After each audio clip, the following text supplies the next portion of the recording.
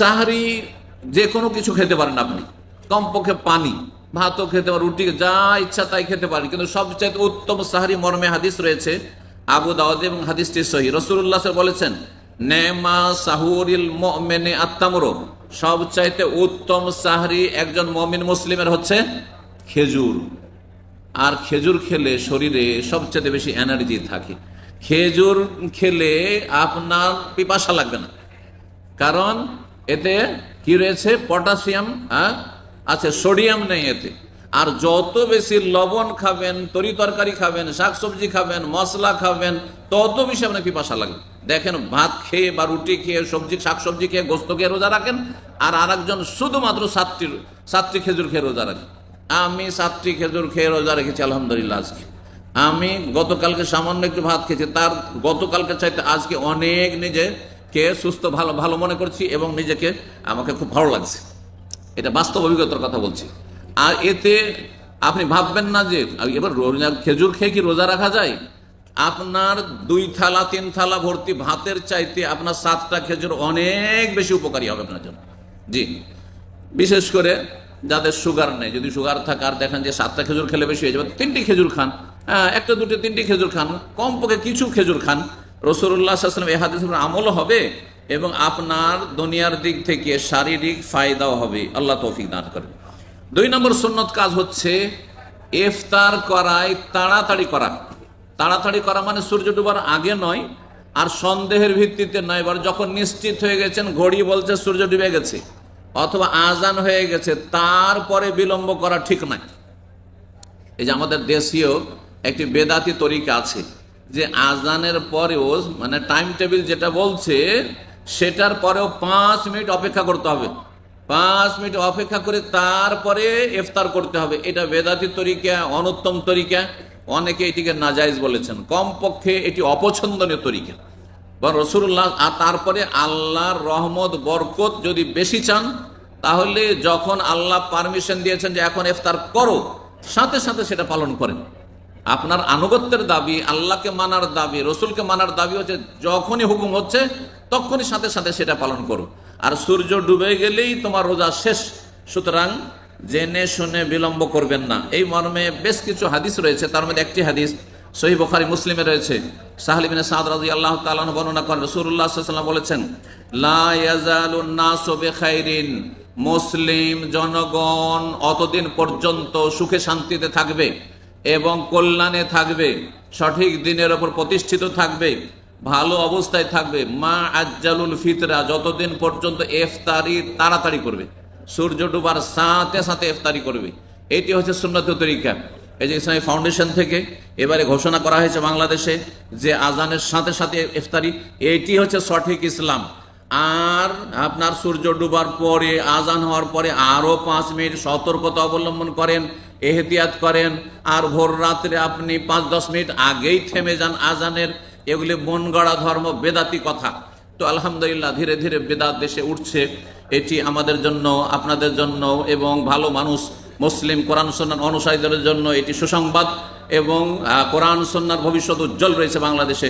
আল্লাহ রাব্বুল আলামিন বাংলাদেশকে যেন কোরআন সুন্নাহর দেশে পরিণত করেন, তৌহিদ এবং সুন্নাতের দেশে পরিণত করেন, শিরক বিদআত থেকে মুক্ত করেন, দরগা দুর্গা পূজা থেকে আল্লাহ রাব্বুল আলামিন যেন মুক্ত করেন, আল্লাহ রাব্বুল আলামিনের পীরদের ভণ্ডামি থেকে আল্লাহ মুক্ত করেন, আর এসব সুফি ইজমের গুমরাহি থেকে আল্লাহ রাব্বুল আলামিন যেন মুসলিম জাতিকে মুক্তি দান করেন।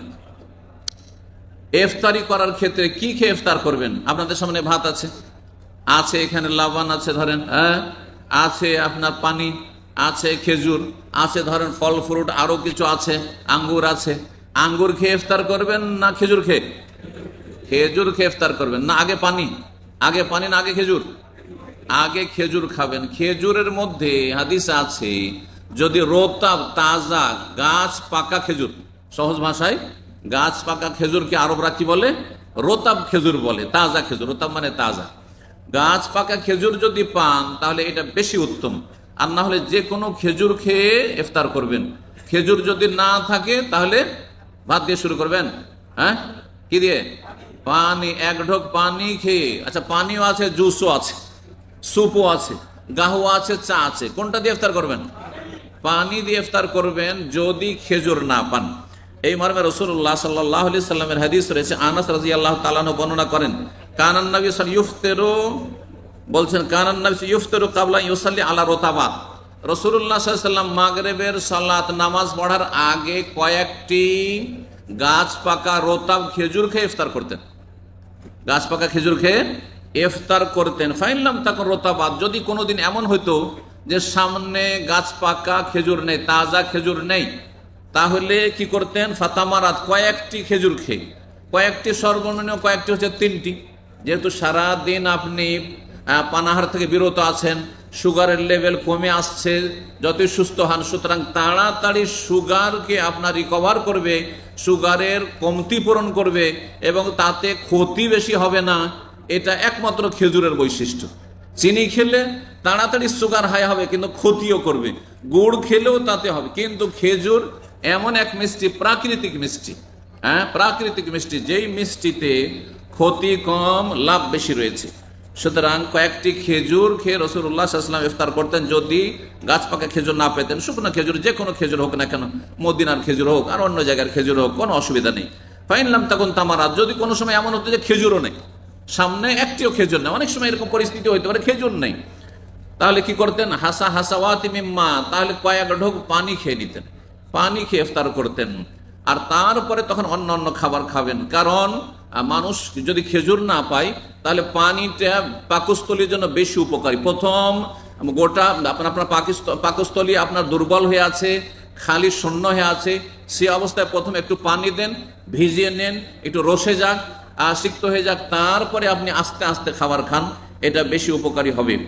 তারপরে আরেকটি 4 নম্বর সুন্নত আপনাদের সামনে সেটা আলোচনা করবো, সেটা হচ্ছে দোয়া আর গুরুত্ব, বিশেষ করে ইফতারির পূর্ব মুহূর্তে। এই সময়টায় দোয়া কবুলের বেশি চান্স রয়েছে। এর আগেও আমি ইশারা ইঙ্গিত করেছি, এই মর্মে ইবনে মাজাহ একটি হাদিস রয়েছে এবং কয়েকটি সূত্র থেকে আসার জন্য হাদিসটি আমলযোগ্য, হাসান। রাসূলুল্লাহ সাল্লাল্লাহু আলাইহি ওয়াসাল্লাম ইন্না লিস-সাইমি ইনদা ফিতরিহি দাওয়াতান লা তুরাদ, রোজাদারের ইফতারির সময় দোয়া কবুল হয়, সেটা খণ্ডন হয়নি। সুতরাং এই সময়টা আপনার জন্য আমার জন্য মূল্যবান সময়, এই সময়টি আমার জন্য আপনার জন্য বড় সুবর্ণ সুযোগ। এই সময় আপনি দুনিয়ার যে কোনো ভালো কিছু চান, আপনার নিজের জন্য দোয়া করেন, নিজের সুস্থতার জন্য দোয়া করেন, স্ত্রী ছেলে মেয়েদের কল্যাণের জন্য, রহমত বরকতের জন্য, সুস্থতার জন্য দোয়া করেন, মানসিক পারিবারিক শারীরিক আর্থিক সার্বিক শান্তির জন্য দোয়া করেন, বাপ মা মৃত তাদের জন্য দোয়া করেন, বাপ মা জীবিত তাদের নেক হায়াতের জন্য দোয়া করেন, আত্মীয় স্বজনের দোয়া করেন, মুসলিম জাতির জন্য দোয়া করেন, ইসলামের জন্য দোয়া করেন, ইসলামকে আল্লাহ শক্তিশালী করুক, এবং মুসলিম বিশ্বের জন্য দোয়া করেন, মুসলিম ভাই বোন যারা মুজলুম নির্যাতিত সারা বিশ্বের বিভিন্ন আনাচে কানাচে তাদের জন্য দোয়া করেন, আপনি দুনিয়ার জন্য দোয়া করেন, আপনার আখিরাতের যে কোনো কল্যাণের জন্য দোয়া করেন, আপনার ভুল ভ্রান্তি হয়েছে তওবা ইস্তেগফার করেন। আল্লাহ রাব্বুল আমাদের সকলকে যেন তৌফিক দান করেন।